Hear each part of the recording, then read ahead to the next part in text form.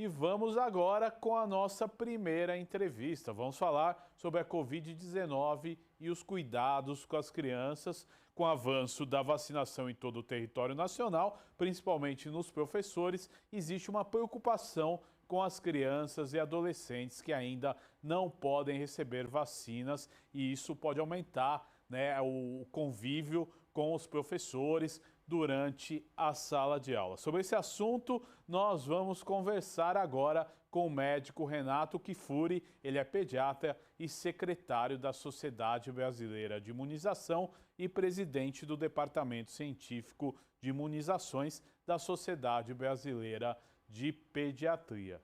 Bom dia, doutor Renato. Seja muito bem-vindo ao Jornal da Rede Alesp. Tudo bem? Tudo bem, Guga? Bom dia, prazer falar com você e todos que nos assistem. Doutor, obrigado por ter aceito o nosso convite. A gente sabe aí que com o avanço da vacinação, os professores começam a ser imunizados, porém as crianças ainda não podem tomar essa vacina. Com a volta às aulas, as crianças voltando ao convívio dos professores, quais os principais cuidados que os pais devem tomar, doutor? Olha, mesmo as crianças, Guga, sendo pouco acometidas pela Covid-19, elas representam somente 1,5% do total de casos e 0,3% do total das mortes por Covid acontecem em crianças. É óbvio que elas eventualmente podem adoecer, eventualmente podem até transmitir, mas é muito raro. As crianças são acometidas, felizmente, né, por onde a pandemia vem passando, de maneira completamente desproporcional em relação às outras faixas etárias. O que nos tranquiliza muito em relação à volta às aulas, a contaminação das crianças, a sua importância na cadeia de transmissão, ou seja, são raros os casos onde nas epidemias familiares a criança é a porta de entrada, a criança que trouxe o vírus, isso acontece muito raramente. Então, a nossa maior preocupação, claro, é com uma volta responsável, volta segura, volta com todos os protocolos, mas a imunização dos professores, né, que são adultos e, obviamente, aí tem um risco diferente das crianças e adolescentes. Agora, doutor, outra questão que tem sido bastante discutida é as crianças, né? Mesmo sendo muito rara a infecção, as crianças que agravam, né, para o caso grave da Covid-19. Vocês já sabem por que isso acontece? Por que certas crianças desenvolvem esse quadro grave? Geralmente elas já têm comorbidades associadas ou não, doutor? Explica isso para o nosso telespectador. Você tem razão, Guga. São raríssimos os casos, como eu falei, 0,3% somente dos óbitos por Covid são em crianças. Agora, quando você fala 0,3% de 450 mil óbitos, nós estamos falando aí de mais quase 1.300, 1.400 óbitos já, crianças que já faleceram pela Covid-19. É que tudo na Covid-19 tem uma dimensão muito grande. Então, 0,3% de um total de óbitos muito grande acaba sendo um número absoluto importante de crianças que perderam a vida. Mais da metade dessas crianças que tiveram Covid grave e vieram a falecer tinha alguma doença crônica, tinha uma síndrome genética, uma doença cardíaca, eram crianças transplantadas, era criança com deficiências da imunidade, ou seja, já tinha alguma vulnerabilidade que fragilizava esse indivíduo, essa criança, a desenvolver formas graves. Mas temos aí 40% das vezes que acometeram crianças saudáveis. A Covid ainda nos surpreende. Muitas vezes idosos, cheios de fatores de risco, vão muito bem. Crianças que não têm fator de risco nenhum podem agravar. Mas, felizmente, essa é uma boa notícia para os pais. As crianças raramente desenvolvem formas graves. Então, quando seu filho apresentar um sintoma respiratório e, eventualmente, tiver um quadro de Covid, a primeira palavra é tranquilizar. Tranquilize-se, porque a chance de uma criança saudável, sem nenhuma doença crônica, evoluir mal é muito rara. Agora, doutor, as crianças voltando à escola, a gente sabe que muitas crianças às vezes moram com os avós dentro de casa, muitos avós já vacinados, mas ainda não estão, né, totalmente imunes a pegar a Covid-19. Essas crianças, na sua visão, elas podem ser vetor de transmissão ou se torna cada vez mais difícil devido à carga viral que as crianças geralmente têm e os avós também já um pouco imunizados? São raros, como nós falamos, os casos de surtos familiares onde a criança é a porta de entrada. A criança trouxe o vírus para dentro de pode acontecer. Isso está relacionado com o momento da pandemia, quando nós temos muitos casos acontecendo, esses casos raros aumentam. Quando o número de casos na comunidade é muito baixo, a circulação do vírus é muito baixa, essa chance diminui. Então, as crianças, ou o que acontece dentro da escola, só reflete o momento epidemiológico que está vivendo aquela localidade. Então, quando você tem muito casos, você vai ter muito caso em todas as formas, nas crianças, nas grávidas, vai aumentar naqueles vacinados, vai aumentar casos em adolescentes. Quando você tem poucos casos, você tem poucos casos em todos. Então, a proporção, a distribuição continua a mesma. Crianças raramente afetadas, crianças pouco transmissoras, crianças que raramente são hospitalizadas, e os grupos mais vulneráveis, os idosos, os portadores de doenças crônicas, são os mais acometidos que precisam ser vacinados. Então, deixar claro que os cuidados que a gente tem numa fase onde o vírus está circulando muito, continuam valendo, com crianças na escola ou com crianças fora da escola. Não muda nada. Agora, doutor, pelo mundo aí, alguns fabricantes de vacina já têm pedido autorização aí para iniciar os testes com crianças, né? Como é que o senhor vê, né? Isso eu acho que vai ser um caminho natural da vacinação, mas como é que o senhor vê isso num primeiro momento? Quais as reações que as crianças podem apresentar a esse tipo de vacina? Qual que é a sua análise, doutor? Bom, os estudos em crianças e adolescentes serão necessários. Primeiro, porque um quarto da nossa população, 32% da população mundial, tem menos de 20 anos. Então, se você quer um dia ter como objetivo, o primeiro objetivo agora do programa é diminuir a hospitalização e morte, vacinar grupo prioritário. Mas mais para frente, quando nós dispusermos de mais quantidade de doses, nós vamos querer controlar a doença. E para isso nós vamos precisar incluir crianças e adolescentes que respondem aí por 25%, um quarto da nossa população.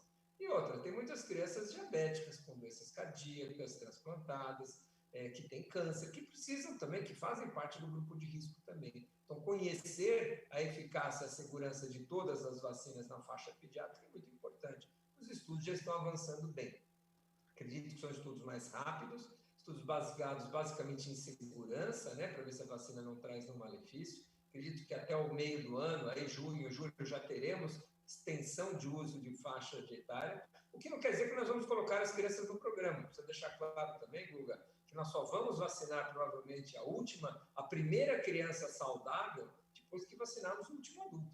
Né? Não tem sentido a gente começar um programa de vacinação pelas crianças, pela desproporção com que elas são acometidas.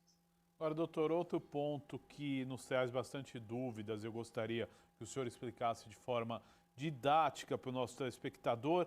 É muito diferente uma vacina que é aplicada no adulto da vacina que é aplicada na criança? Será que terão que ser feitos ajustes ou, na verdade, seria mais ou menos a mesma coisa?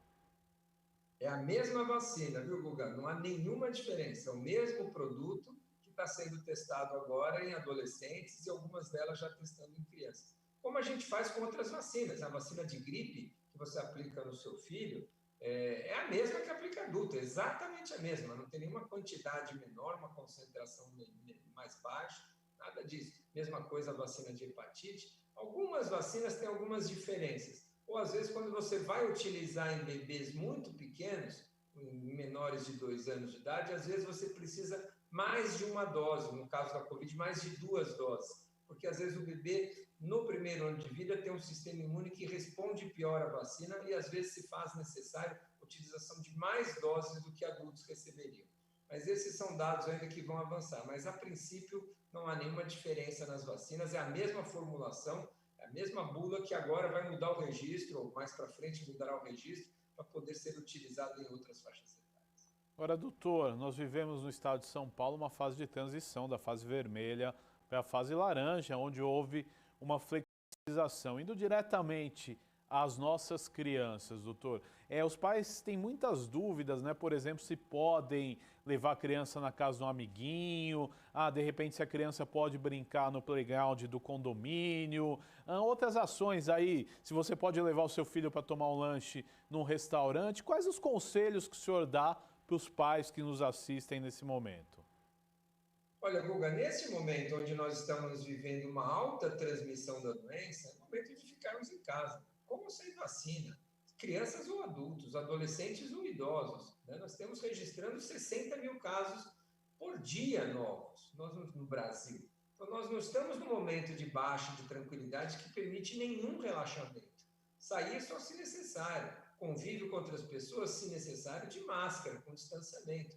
Então, não há hoje nenhuma recomendação para nenhuma idade, nem para criança, nem para adolescentes, nem para adultos, que nós circulemos aí à vontade, como se nada tivesse acontecendo.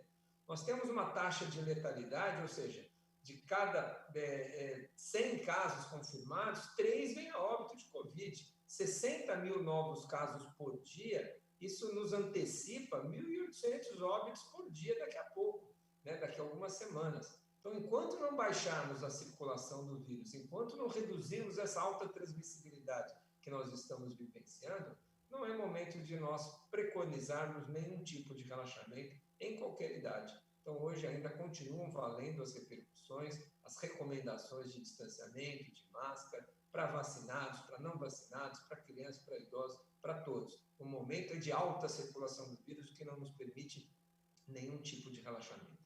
Agora, outra pergunta que é muito frequente, doutor. Idosos vacinados, por exemplo, já podem ver seus netos com os devidos cuidados? Qual que é o conselho que o senhor dá? Nós estamos vivenciando, acabamos de falar, Guga, um dos piores momentos da pandemia, com alta transmissibilidade, com registro de número de casos enorme. Então, não é momento de relaxar nem entre os vacinados, nem quem não tomou vacina, nem com crianças, nem adolescentes. O momento é de cautela. Temos que baixar essas taxas de transmissão.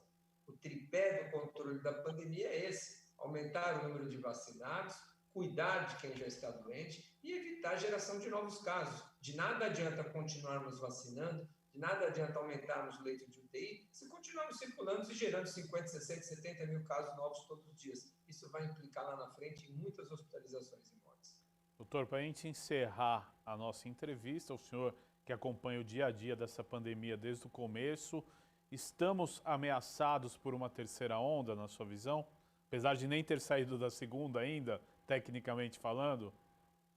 Sim, nós vamos viver a terceira onda, os países europeus assim vivenciaram. O que acontece lá tem nos dado uma previsão de meses depois, né? Nós tivemos uma primeira onda, surpreendentemente a segunda onda veio muito mais intensa do que a primeira, o que normalmente nas pandemias não é, vamos dizer, o desenho habitual. A primeira onda tem maior impacto, a segunda, terceira, quarta onda costumam ser mais de tamanho, de dimensão menores, mas coincidiu que nós não relaxamos, ou melhor, não estabilizamos tanto a curva, já partimos de um platô muito alto, e essa segunda onda com a nova variante circulou de maneira muito intensa, ou seja, fez uma segunda onda de proporções bem maiores do que nós imaginávamos, e agora nós vamos caminhar mais para frente, como os países europeus estão já vivenciando, uma terceira onda que para eles está sendo bastante reduzida em termos de número de casos. E assim que esses